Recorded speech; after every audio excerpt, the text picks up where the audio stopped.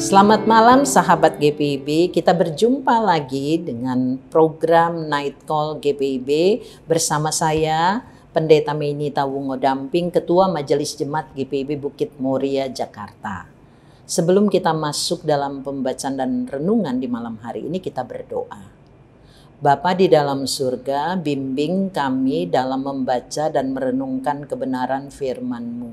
Di dalam Kristus, firman yang hidup, kami panjatkan doa ini kepadamu. Amin. Pembacaan kita di malam hari ini, Efesus 4 ayat 25 sampai dengan ayat 32 demikian. Karena itu buanglah dusta dan berkatalah benar seorang kepada yang lain, karena kita adalah sesama anggota. Apabila kamu menjadi marah, janganlah berbuat dosa. Janganlah matahari terbenam sebelum padam kemarahanmu. Dan janganlah beri kesempatan kepada iblis.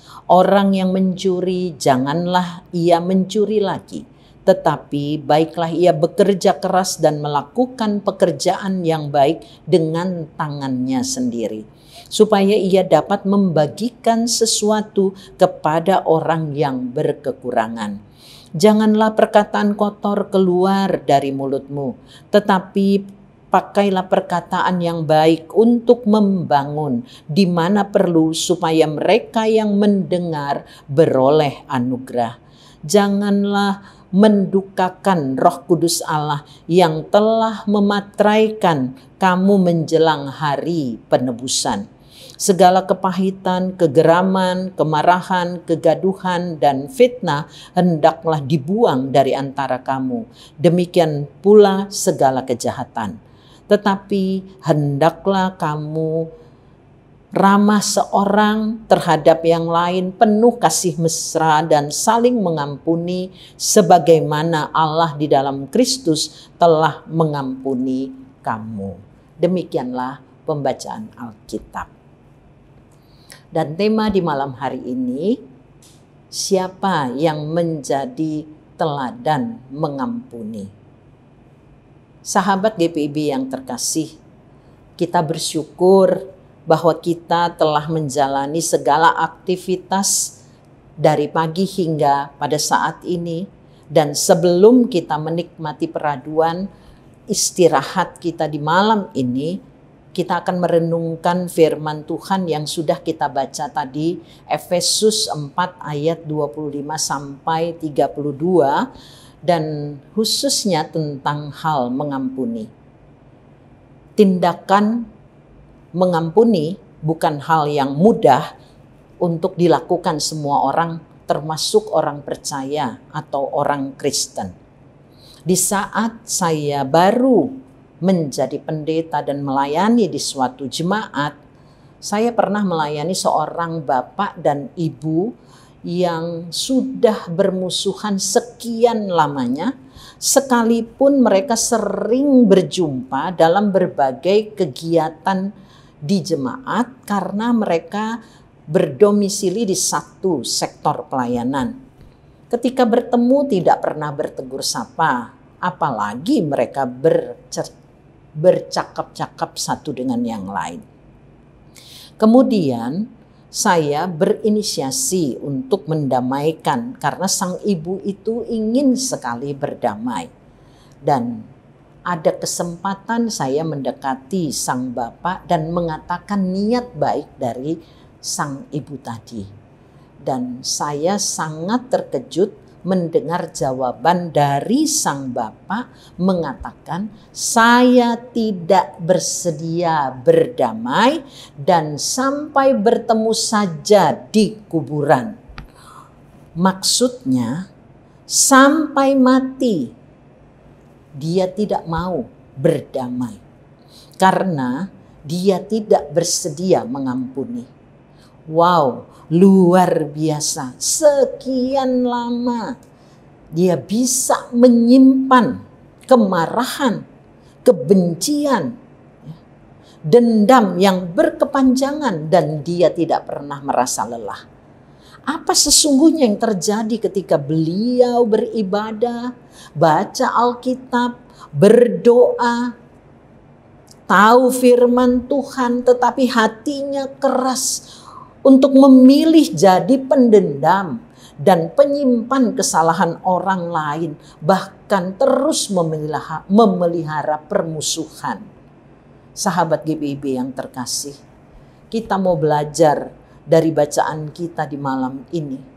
Sebelum bacaan kita ini di awal perikop, Paulus menegaskan sesuatu yang penting dan mendasar dalam ayat 17 dan sampai 19, katakan, sebab itu kukatakan dan kutegaskan kepadamu di dalam Tuhan, jangan hidup lagi seperti orang-orang yang tidak mengenal Allah dengan pikiran yang sia-sia dan pengertiannya yang gelap, jauh dari hidup yang berasal dari Allah karena kebodohan yang ada di dalam mereka dan kekerasan hati mereka. Perasaan mereka telah tumpul sehingga mereka menyerahkan diri kepada hawa nafsu dan dengan keserakahan mengerjakan segala macam perbuatan cemar. Paulus hendak menjelaskan bahwa orang-orang yang hidup tidak dalam pengenalan akan Allah Tritunggal, tampilan hidup mereka nampak dari pikiran, perkataan, perbuatan yang sia-sia, yakni kebodohan dan kekerasan hati yang merajai hidup mereka. Ini adalah tampilan yang disebut manusia lama. Tetapi orang yang percaya kepada Tuhan Yesus, yang hidup dalam pengenalan akan Allah di dalam Yesus Kristus, tampilan hidup mereka berbeda. Karena mereka sudah menjadi manusia baru, yakni tidak lagi berdusta tetapi berkata yang benar, tidak marah berkepanjangan, tidak lagi mencuri, tidak berkata kotor, dan tidak mendukakan Roh Kudus Allah. Perbuatan kebodohan yang harus dibuang dan dari hidup mereka.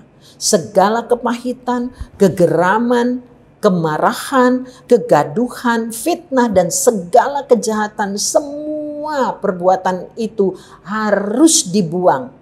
Karena membuat hidup mereka terasa semakin berat dan tidak mencintai damai. Tetapi yang harus dilakukan oleh manusia baru yang percaya kepada Tuhan Yesus seperti yang dikatakan ayat 32. Tetapi hendaklah kamu ramah seorang terhadap yang lain, penuh kasih mesra dan saling mengampuni, sebagaimana Allah di dalam Kristus telah mengampuni kamu.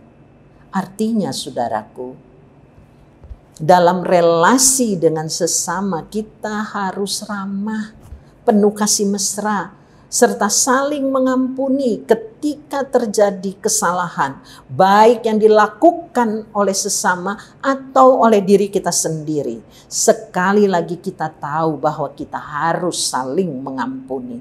Walaupun dalam prakteknya mengampuni memang tidak mudah, tetapi bukan berarti tidak bisa ketika kita memahami, merasakan, mengalami kasih Tuhan yang sudah mengampuni kita. Saudara, sahabat GPIB yang terkasih, kalau kita tidak mau mengampuni, apa kita perlu hidup tenggelam dalam kemarahan, kebencian, dan dendam yang tak berkesudahan? Hidup ini hanya satu kali kita lewati. Kita harus ingat bahwa Tuhan Yesus sudah mengampuni kesalahan dan dosa kita. Dan bagaimana mungkin kita tidak mengampuni sesama?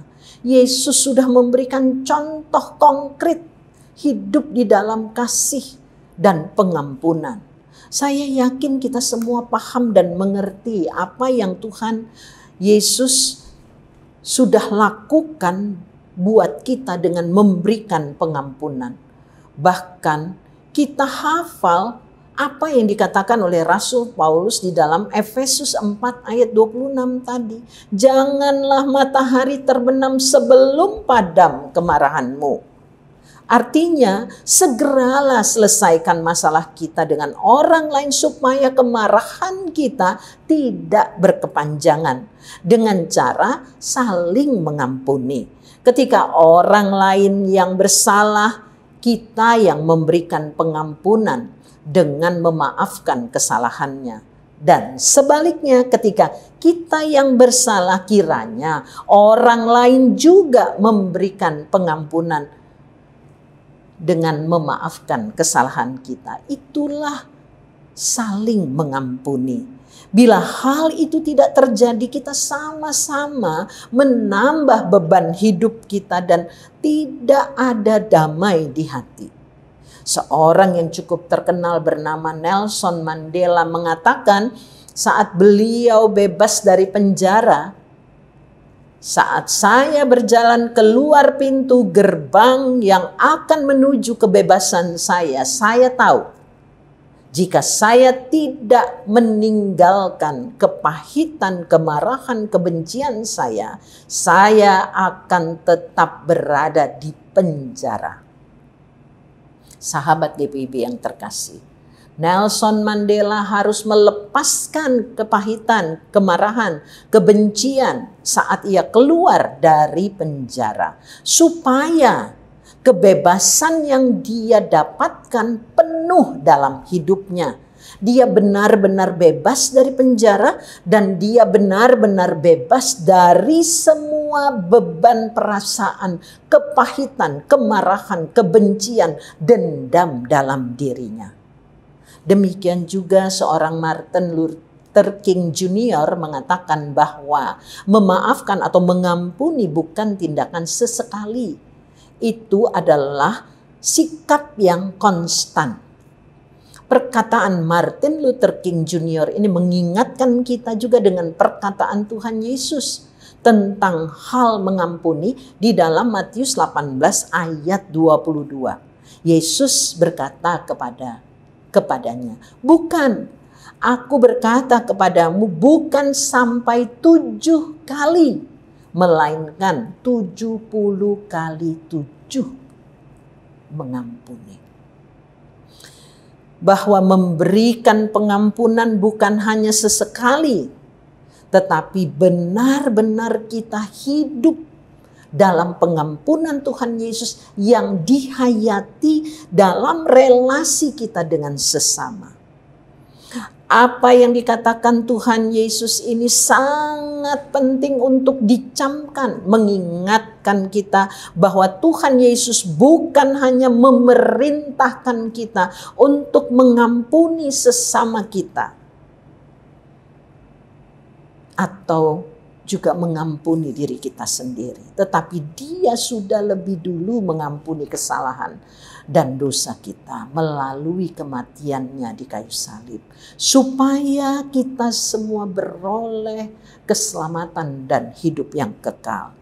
Sahabat GPIB yang terkasih, sesudah Tuhan Yesus mengajarkan doa Bapa kami, hanya tentang hal mengampuni mendapatkan penegasan penting yang harus kita pahami dan lakukan. Di dalam Matius 6 ayat 14 dan 15 katakan, "Karena jikalau kamu mengampuni kesalahan orang, Bapamu di surga akan mengampuni juga. Namun jikalau kamu tidak mengampuni orang, Bapamu juga tidak akan mengampuni kesalahanmu." Nah, ini artinya bila bersedia mengampuni orang, maka mendapatkan pengampunan. Bila tidak bersedia mengampuni, maka tidak mendapatkan pengampunan. Mengapa demikian? Karena di dalam iman kepada Tuhan Yesus kita sudah mendapatkan anugerah pengampunan dari kesalahan dan dosa kita. Maka kita pun harus mengampuni orang. Jadi diampuni oleh Bapa di sorga supaya kita dapat mengampuni orang lain. Kasih dan kuasa Tuhan Yesus sudah diberikan kepada kita supaya kita bisa membuang segala kepahitan, kemarahan, kebencian, dendam, serta semua yang jahat lainnya dari hidup kita. Tuhan Yesus mengampuni kita, kita mengampuni orang lain, dan orang lain juga mengampuni sesama lainnya. Jadi mengampuni secara konstan terus berlangsung agar dunia ini diliputi damai dan sukacita surgawi. Sahabat GPIB yang terkasih, bila kita masih mempunyai kepahitan, kemarahan, kebencian, dan dendam yang berkepanjangan kepada orang lain, marilah lepaskanlah semuanya dengan memberikan pengampunan. Karena Tuhan Yesus sudah memberikan teladan mengampuni segala kesalahan dan dosa kita. Sehingga hidup kita supaya benar-benar bebas dan damai di hati kita. Kuasa dan kasih-Nya menjadi nyata dalam hidup kita untuk mengerjakan yang terbaik demi hormat kemuliaan bagi nama-Nya. Amin. Mari kita berdoa. Terima kasih Tuhan, kami sudah membaca dan merenungkan kebenaran firman-Mu. Jaga dan lindungi kami Tuhan dalam istirahat di malam hari ini. Sehingga kekuatan tubuh kami kembali dipulihkan dan kami boleh dibangunkan besok hari dengan kekuatan yang baru dalam kesegaran tubuh kami, sehingga kami dapat kembali melaksanakan semua perintah Tuhan di dalam kehidupan kami. Dalam nama Tuhan Yesus. Amin. Sahabat GPIB yang terkasih, selamat beristirahat. Tuhan Yesus selalu beserta dengan kita.